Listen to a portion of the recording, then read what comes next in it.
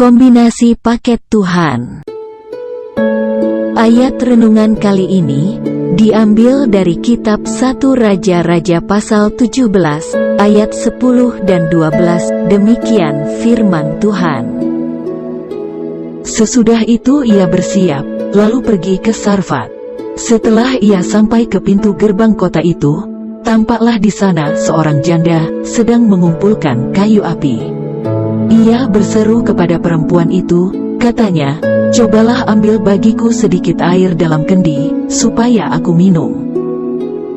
Perempuan itu menjawab, "Demi Tuhan, Allahmu, yang hidup, sesungguhnya tidak ada roti padaku sedikitpun, kecuali segenggam tepung dalam tempayan dan sedikit minyak dalam buli-buli.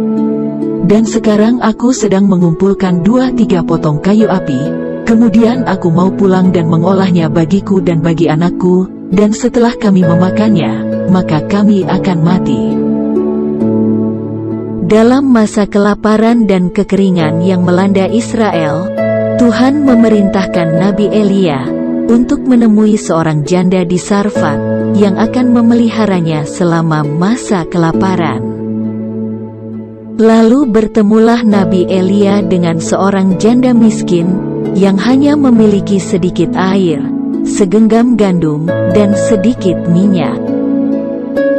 Janda itu sedang mengumpulkan kayu untuk mengolah roti, dan setelah itu, dia dan anaknya akan mati, karena tidak ada lagi persediaan makanan baginya dan anaknya. Dalam keterbatasan persediaan yang ada, janda miskin itu memberi air dan roti yang diminta Nabi Elia. Mukjizat pun terjadi, bahwa tepung dalam tempayan itu tidak habis, dan minyak dalam buli-buli pun tidak pernah kering. Ketika kita merenungkan kisah ini, ada 2 pertanyaan yang muncul. Pertama, kenapa Tuhan tidak mengutus Nabi Elia kepada janda yang kaya, namun sebaliknya kepada janda yang sangat miskin? Bagaimana janda ini dapat memberi makan Nabi Elia selama masa kelaparan ini, kalau yang dimilikinya hanya persediaan 1 kali makan saja? Namun disinilah letak keindahan kepercayaan Nabi Elia akan janji Tuhan. 2 Korintus pasal 5, ayat 7 menuliskan, "Sebab hidup kami ini adalah hidup karena percaya, bukan karena melihat." Iman adalah kunci pembuka pintu berkat Tuhan. Kedua, mengapa janda ini merelakan persediaan bekalnya yang sangat sedikit untuk berbagi dengan Nabi Elia? Bukankah acap kali kita bersembunyi di balik kata kekurangan untuk membuat kita feel good ketika tidak memberi? Disinilah titik kebenaran untuk menilai kualitas kemurahan hati seseorang. Seorang yang murah hati mampu memberi ketika ia tahu sedikit yang ada padanya dapat memberkati orang lain. Amsal pasal 3 ayat 27 mengingatkan kita, "Janganlah menahan kebaikan daripada orang-orang yang berhak menerimanya, padahal engkau mampu melakukannya."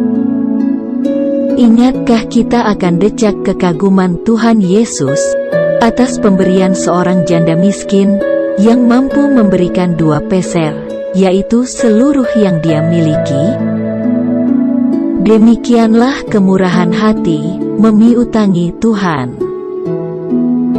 Kita melihat di sini satu paket yang indah, ketika Tuhan memadukan keindahan iman percaya Nabi Elia akan janji Tuhan, dan kemurahan hati janda miskin untuk menikmati pemeliharaan Tuhan di masa-masa sulit.